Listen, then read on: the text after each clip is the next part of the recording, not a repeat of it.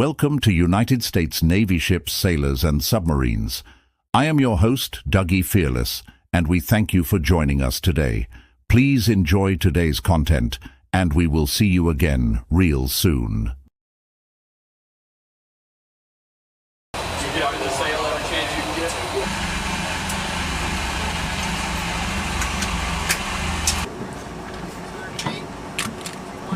Zero, 26 up.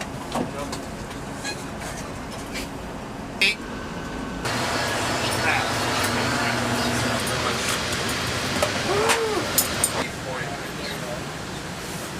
Start supporting the watch.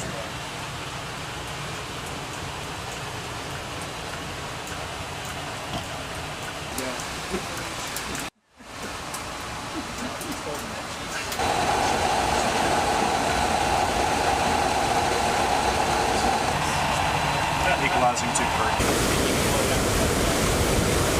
6,000 yards, broad aspects, CPA 3,000 yards to the east in about 10 minutes.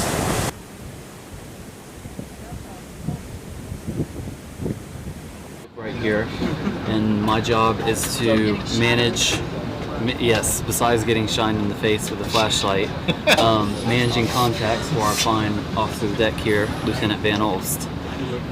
My name is Neil Greenland, Lieutenant, Supply Officer. Yeah. Yeah.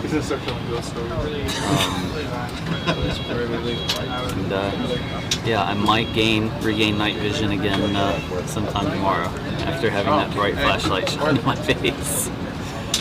So I'm sorry, sir. Roll Tide. Go Gators. Where are you from? I am from Pearson, Florida, a small town west of Daytona Beach. West of Daytona. Yes. I went to University of Florida, sporting the rocking the Gator visor here, which is my on watch signature. Watch cap? It's my watch cap. People wear personalized hats. Oh yeah. Why do you guys get to wear different ball caps?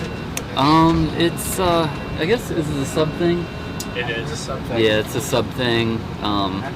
Generally we're embarked. We're submerged. Yeah, we're submerged. No one can see. It's kind of a crew morale thing. You know, surface fleet at least gets to breathe fresh air and have a good feel for what time of day it is. Whereas if we're underwater for significant amounts of time, it's just watch to watch. We don't really know what's going on, what time of day it is. We just get into our routine. So it's kind of a morale thing. What about the tennis shoes? Is there like a tactical reason you wear those? Actually, yes. Also, deck master, casters, quartermaster.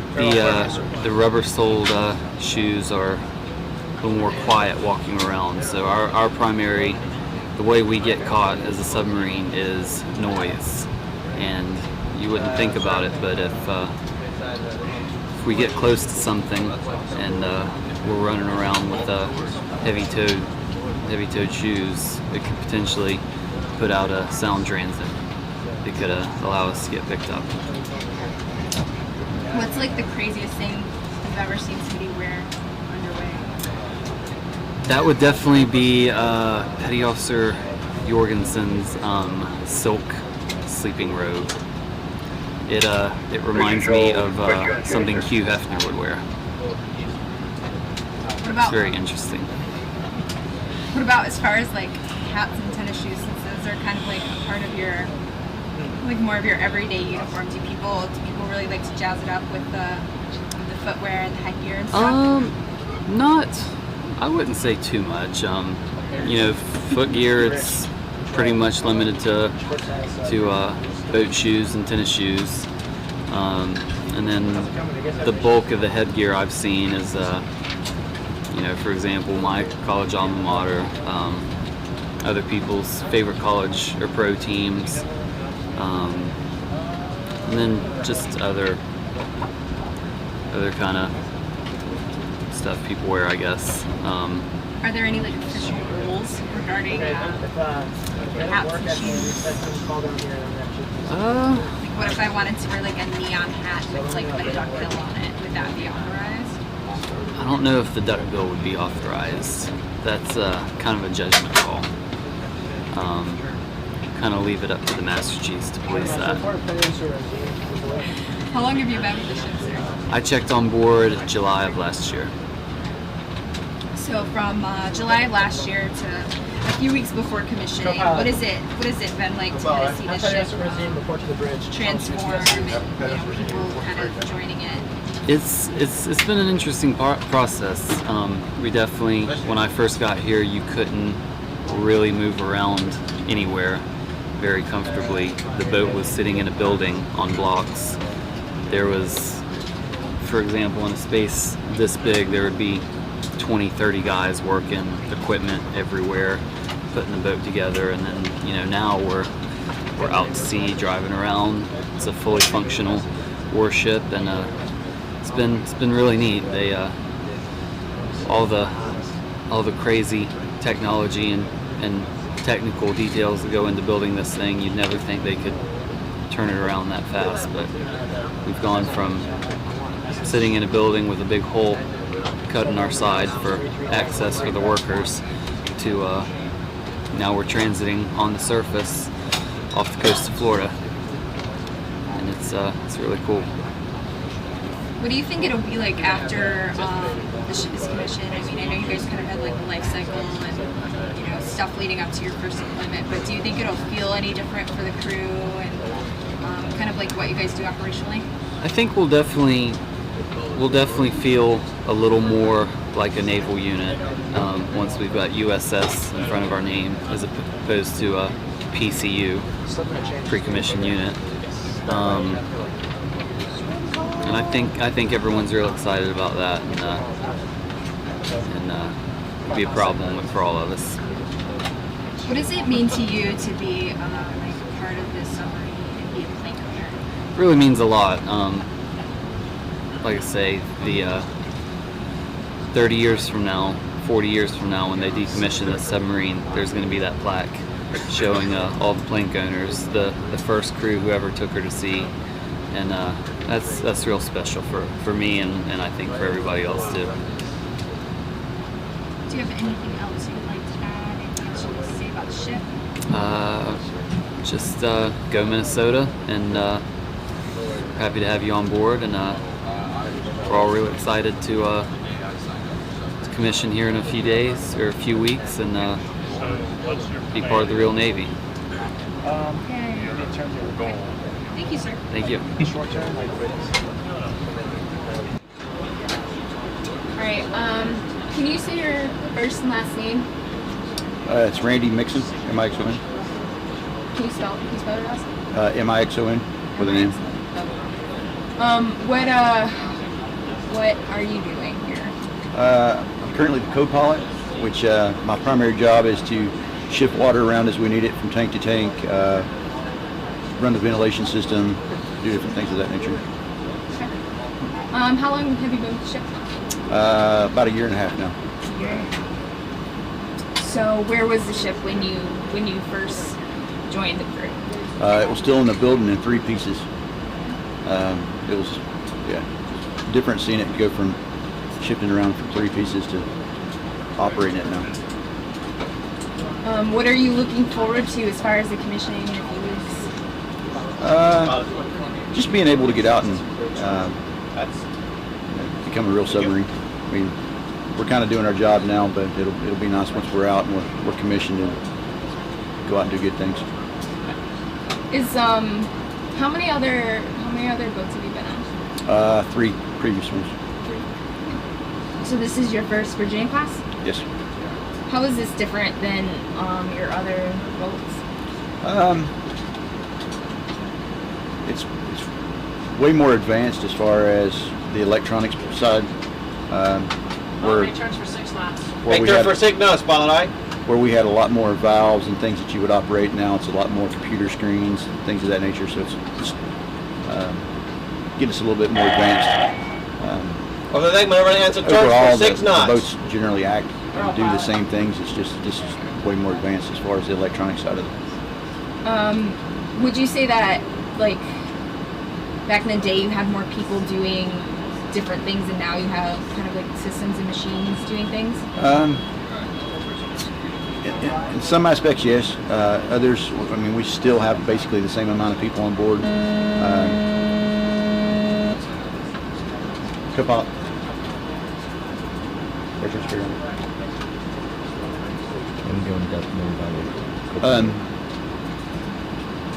So the jobs are still there. I mean, we still have to maintain the systems. We still have to basically oversee the systems. It's just the way we manipulate them. Instead of, switches and valves, a lot more of it's touch screen, that kind of stuff. So we still have to maintain it. So we still generally have the same amount of people. Did you guys do any special training to operate on this specific platform of submarine? As far as co-pilot, pilot, yes. We spend a lot of time. They have a Virginia trainer, and we spend a lot of time, for some guys, almost 2 years. For me, about almost a year in the trainers prior to coming out and even qualifying. So it was kind of unique coming out for a ship for the first time and actually operating it. And we were all kind of fresh at it. It's kind of different. What was the training like? Like, was it simulators? Yes, it for the most part looks exactly like this, except you're inside of a building, inside of a trainer that moves around, and we can simulate everything that we do here. So it's very realistic as far as the way that it acts and the things that it does. So we're able to get a lot of really good training out of it. Did you feel differently kind of coming here and getting your hands on the real thing? Yeah, it's always a little bit scary because in the building, if you make a mistake, you just hit reset, and here you don't get to play. You don't get to push the reset button.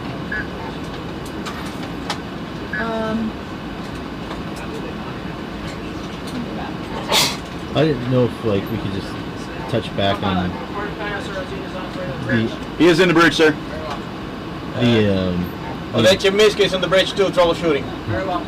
The importance of the pilot and co-pilot on board and the significance of what it is you guys do. I mean, we are we maintain the ship as far as the driving. The safety of the ship, safety of the crew, kind of relies on is relied on us. We have the officer of the deck that backs us up, but I mean, ultimately, if we push the wrong button, we do the wrong thing. It's still kind of up to us. So we have a lot of immediate actions and casualties and things of that nature. So we kind of have to be on the ball. If you're not paying attention, something could go bad quick. So it's. What's that like, having that responsibility? It's a pretty big responsibility. Luckily, there's a lot of backup systems and a lot of people to back us up, but still, there's a lot to it. If a guy makes a mistake, or for like earlier when we were doing large angles, that could very easily go wrong if somebody does the wrong thing. So it's the other aspect of that too is now with the auto systems, you really have to be vigilant and watch, because even though it's an autopilot or auto, you still have to pay attention to what the computer's doing. So, in some, used to you were hands-on everything, and now you're just kind of watching to make sure nothing goes wrong, and that can be nerve-wracking sometimes. What's the best part of this job? Pretty much everything. I mean, it's just a good job. Not very many people get to live underwater for months on end and go out and do these kind of things. So I've been doing it for almost 25 years now, so it's not too bad. All right. What does it mean to you to be a plank owner? It's kind of an honor. That's another thing in the Navy. Very few people actually get to go through a new commissioning and see a ship go from pieces to an actual functioning warship. So it's pretty interesting to be able to see the whole process, and sense of pride that when I'm like 90 years old, they're going to be decommissioning this thing. So it's kind of an honor to know that you were there and have your name on the walls being the first guys. Is there anything else you'd like to add? Anything else you'd like to say about mighty warship Minnesota? She's a great ship, great crew. Really happy to be a part of it. So. not always in your career do you always get the best crews. There's always certain crews that are not as tight or whatever, and this crew is really works well together. Especially for a junior crew that's, you know, in all actuality, we don't have very much time to sea together. And a lot of the guys have never been to sea other than on here, so they're all doing real well about learning and training, and happy to be here.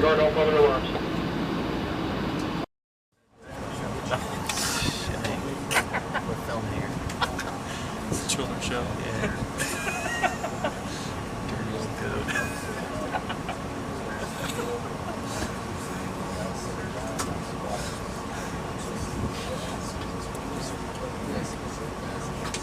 Once they're done with that, they'll let the officer know that they have a SAT 1/3 trim, and then we'll go a little bit deeper, and our next evolution will be some high-speed turns.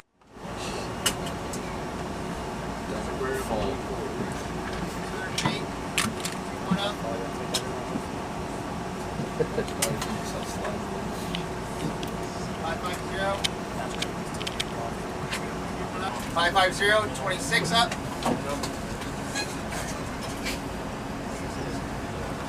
500 feet, 27 up.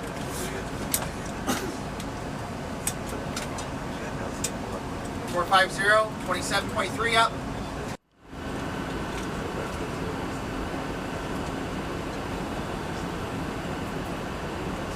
Zero about planes. Zero about planes over. About planes are full down. 300 feet, 2-1 down.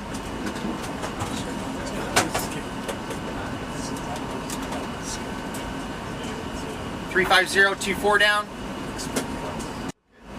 Zero about planes. Zero about planes up. 550 feet, 26 down. About plane 0. 600 feet. Pull up. Pull up point, 10 rise. 10 rise up. About planes 10 rise. 650. 650.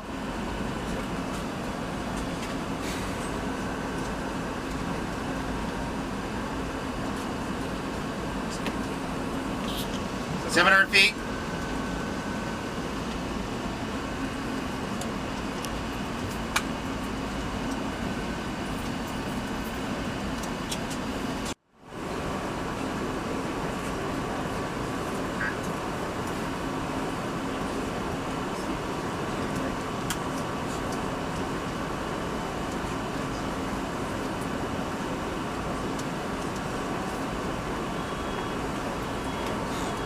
House deck on our depth, 200 feet. What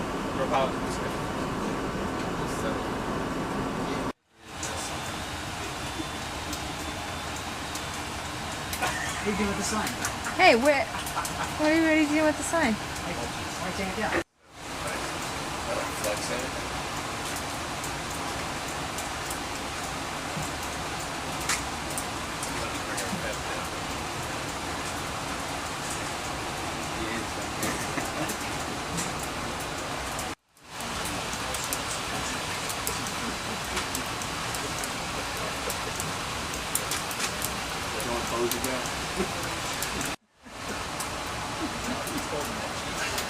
Yeah, yeah.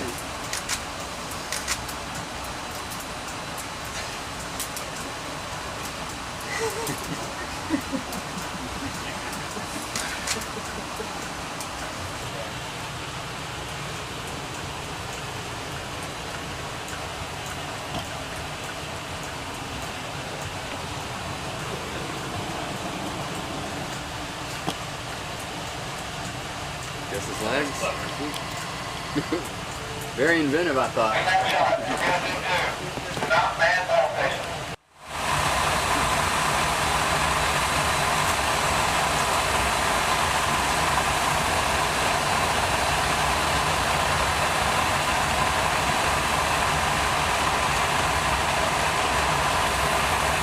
now, the first shot is going into target search to look for going after the target. As soon as they do that, I believe we're going to shoot the next one.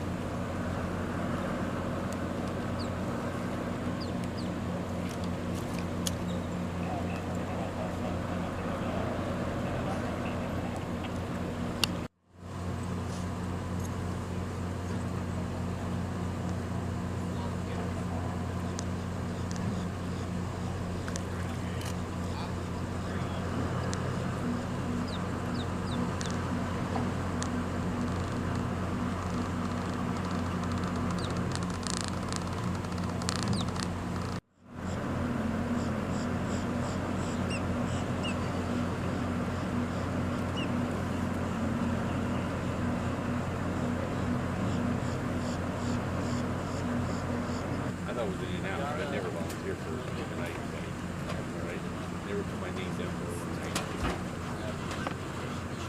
I left you out of this. I figured you didn't know what you were talking about. I did. I did. There you go.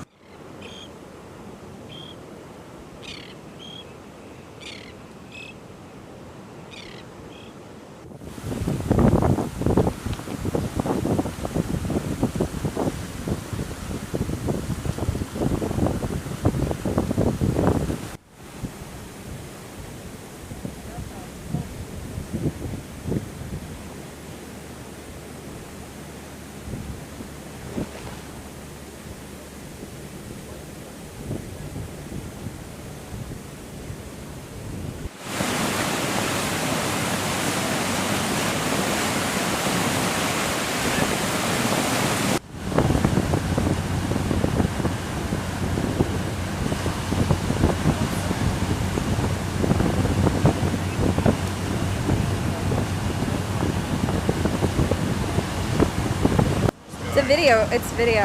Oh, now we look stupid. Come on.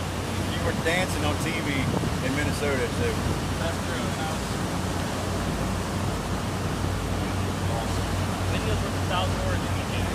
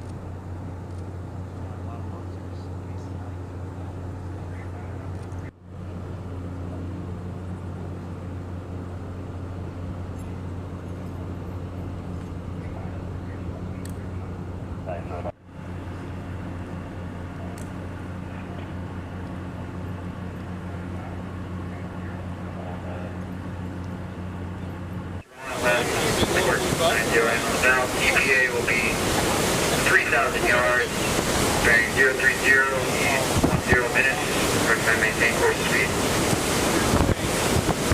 So,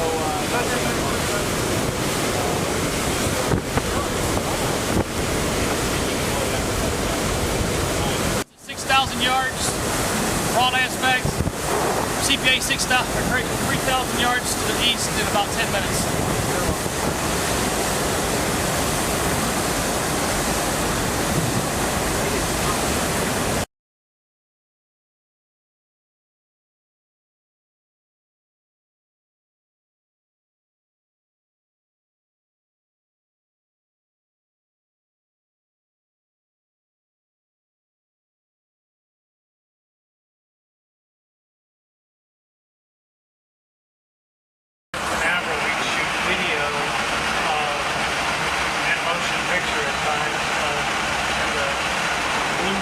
Torpedoes.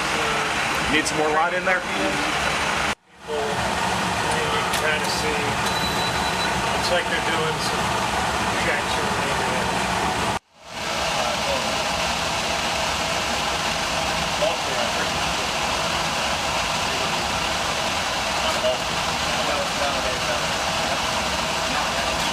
Forces it into the tube and pushes the weapon out. Basically, our torpedo tubes are giant water guns. Really? Yep.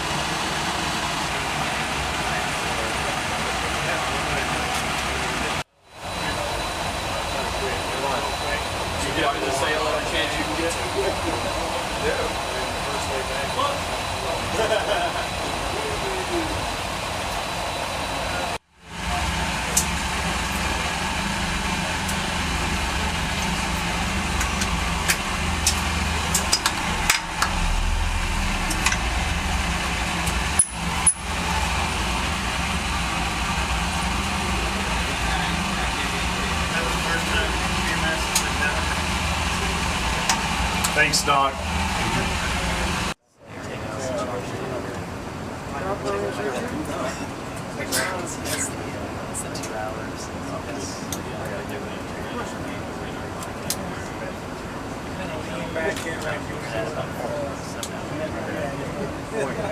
A bearing 345, range 3,000 yards in 2-3 minutes. Says no risk of collision. We are free to maneuver. Recommend maintaining course speed to overtake Romeo 28. I was assigned to USS Nimitz for about 3 years. And then I've been on USS Freedom. Your award for the day.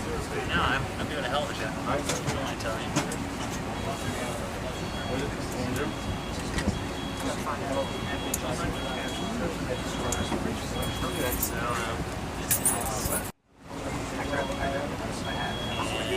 This is fire control. They're like fire control.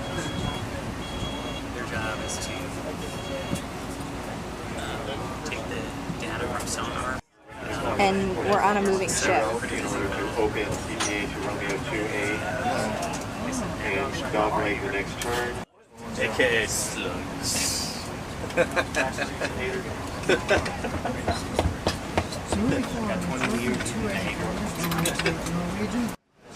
Connor is down.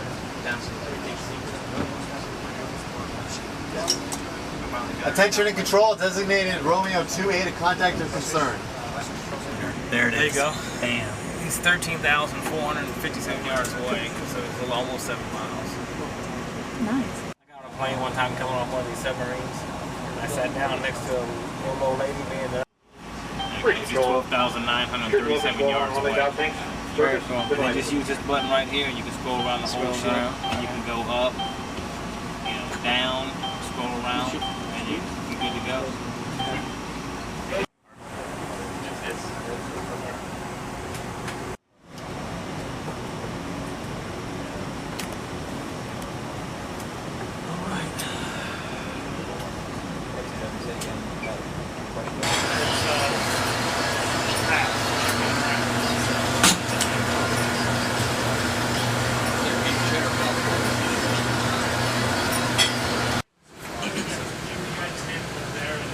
It's always a key point when you start supporting the watch wheel.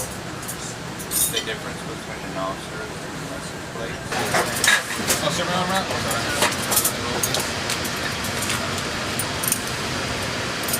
There you are, sir. Enjoy.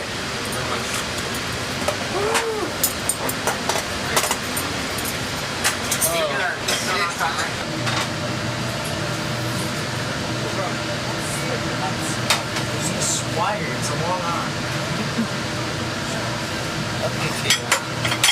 UCS? CSSN, CS3, CS2? CSSN.